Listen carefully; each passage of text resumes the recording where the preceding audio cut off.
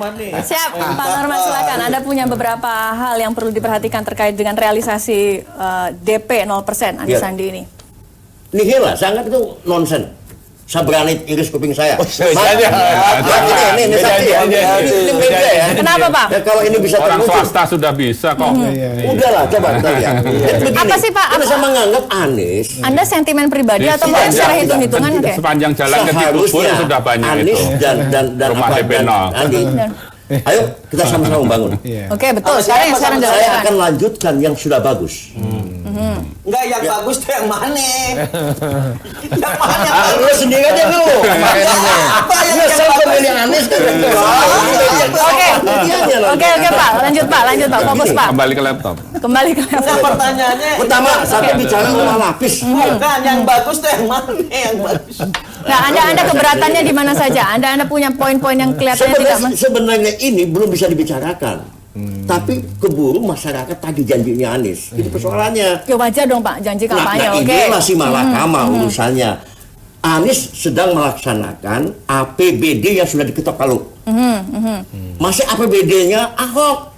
Jangan salah. Makanya pada Dia tanggal nanti 27 akan ada revisi 2018 baru itu miliknya APBD-nya Anies Sandi. Kelamaan dong, Pak, kerjanya, Pak, kalau sampai nunggu begitu, sudah 2018. diketok palu masalahnya.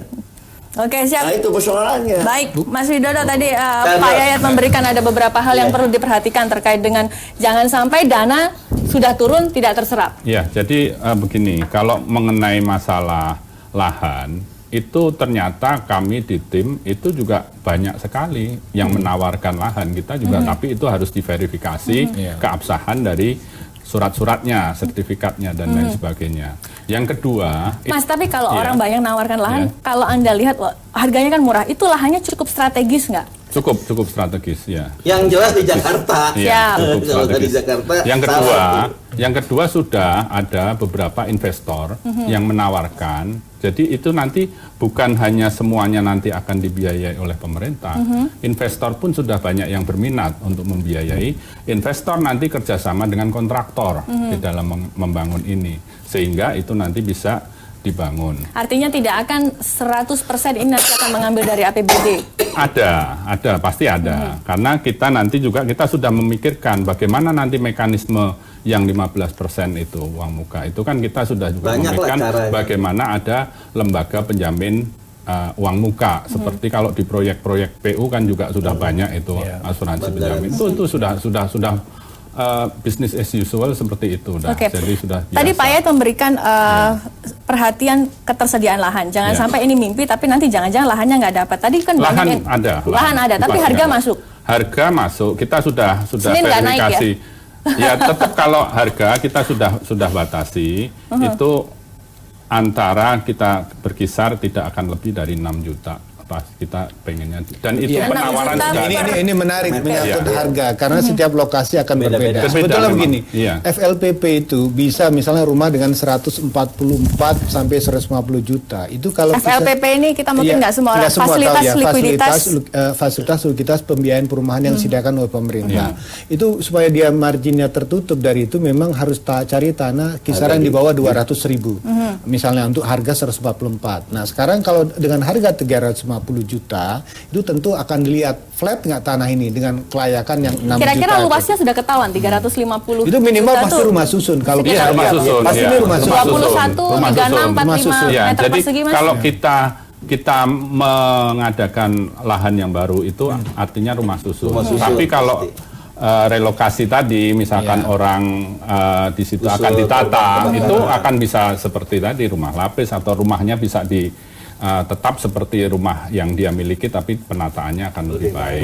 Kalau luasnya sudah ketahuan sekitar berapa, Mas Widodo? Ini bagaimana? Kenapa? Luasnya sampai sekitar berapa? Kalau sekitar 350 juta. Ya kita bisa 1-2 hektar antara itu sudah bisa dibangun. Rumah per individu. Per 2 kamar. Itu biasa tipe 36. 36 ya? Iya, tipe 36. Nggak mungkin tipe 21 nggak mungkin tipe 36. Nah, kalau DKI itu ketentuan paling dasar 36. Ada peraturan daerah yang menyatakan bahwa tipe kebutuhan luas rumah untuk per kakak itu karena ada harus 2 kamar. 2 kamar. Oke.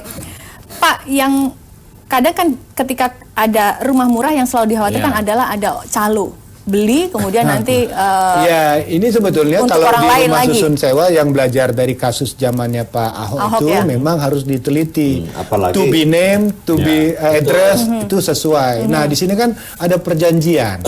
Nah, sekarang bagaimana skema perjanjian itu? Tidak boleh diperjualbelikan, tidak boleh dialihfungsikan, semua nanti diikat sudah oleh dengan Iya. aturan. Nah, sekarang yang menjadi PR itu yang menjadi menarik adalah kalau rumah baru itu mungkin swasta pasti tertarik. Tapi kalau rumah perseorangan atau rumah kolektif ini yang agak sedikit krusial nih, yang namanya mungkin rumah lapis dan sebagainya. Karena kalau konteks rumahnya hamparan 2 hektar atau 3 hektar itu dibangun rumah susun, swasta pasti tertarik. Tapi kalau rumah yang konteksnya untuk direhabilitasi, itu sebetulnya Anies Sandi bisa menggunakan program RTLH, rumah tidak layak huni. Nah, bisa direhab. Rehab itu sebetulnya sederhana. Enggak, diperbaiki saja, Pak. Jadi dengan bantuan seperti skema bedah rumah. bedah Oh, rumah bedah kayak rumah. bedah rumah, tetapi itu tidak masuk skema DP 0 karena terkait juga dengan masalah rehabilitasi rumah. Nah, sekarang kalau rumah yang perorangan itu memang agak susah kalau disentuh karena pertama satu ini terkait dengan bankable atau tidak, kualitas rumahnya. Kalau rumah-rumah yang seperti itu menurut saya lebih condong masuk kepada program rehabilitasi seperti urban renewal atau penataan kampung. Untuk korban gitu. kebakaran. Ya, ada semua Oke. sih Ada di semua, kita ya. programnya seperti itu. Mas, kalau nanti penyediaan rumah ini bisa dilaksanakan, apakah ini menjadi program setiap tahun atau ini hanya program pada saat awal tahun? Enggak, kita sudah punya planning per tahun sekian ribu unit seperti itu sudah. Angka ada. pastinya setahun ada target berapa ribu rumah yang disediakan di beberapa kawasan yang tadi Anda sebutkan, tadi ada Rorotan, Kepulauan Seribu dan lain sebagainya itu, Mas. Bisa sampai 10.000. Sampai 10.000. Kalau ya. kebutuhan Tahun masyarakat pertama. sendiri yang sekarang Begini, masih kalau target sebetulnya gini, saya tidak tahu Anies Sandi itu buat program RPJMD dalam 5 tahun ke depan berapa ribu unit rumah. Kalau kemarin zaman Pak Ahok ya, kalau Pak Ahok misalnya itu dia punya target 50.000 unit rumah susun. per tahun. Enggak, untuk selama 5 tahun. Selama 5 Oke. tahun. Iya. Jadi setiap tahunnya dia bangun 10.000. Nah, sekarang kan saya tidak tahu berapa unit rumah yang akan dibangun oleh Anies Sandi terkait dengan DP 0 ini. Nah, kalau itu masuk kan bisa ketahuan. Nah, disinilah sebetulnya target penyediaan rumah dengan target penyediaan lahan. Jangan sampai targetnya besar, lahannya terbatas. Itu penting loh. Supaya apa? Supaya jangan jadi silpa. Sekarang pun kalau swasta itu akan tertarik masuk, dia tanya, saya dapat apa? Dan pola kerjasama dengan pemerintah daerah itu bagaimana?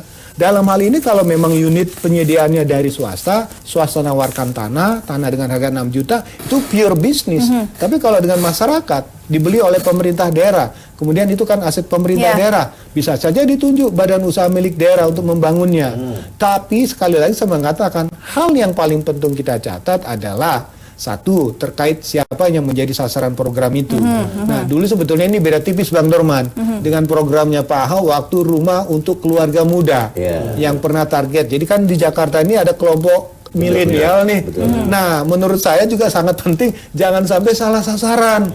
Khawatir itu ya menurut saya, ini kan target mencari orang yang 7 juta atau 9 juta Itu dengan cicilan enggak, dengan cicilan 2,3 itu sanggup enggak misalnya kan, karena ini kredit mobil, kredit motor, lain-lain ini karena sekali lagi saya mengatakan nggak perlu mobil sekarang, nanti transportasi sudah lancar. Nah, artinya menurut saya kekhawatiran supaya kredit ini tidak macet dengan angka 2,3 dengan penghasilan rata 7 juta itu memang separuh dari pendapatannya habis untuk cicilan. Minimal dengan suami istri bekerja itu bisa ketutup lah. Oke, terakhir saya ke Bang Rahmat. Bang Rahmat, kalau tadi Pak Yayat sudah memberikan beberapa hal yang perlu diperhatikan, kapan kira-kira Anies Sandi mungkin akan menyampaikan secara terbuka? Gini, program ini Anies kan baru sebulan ya.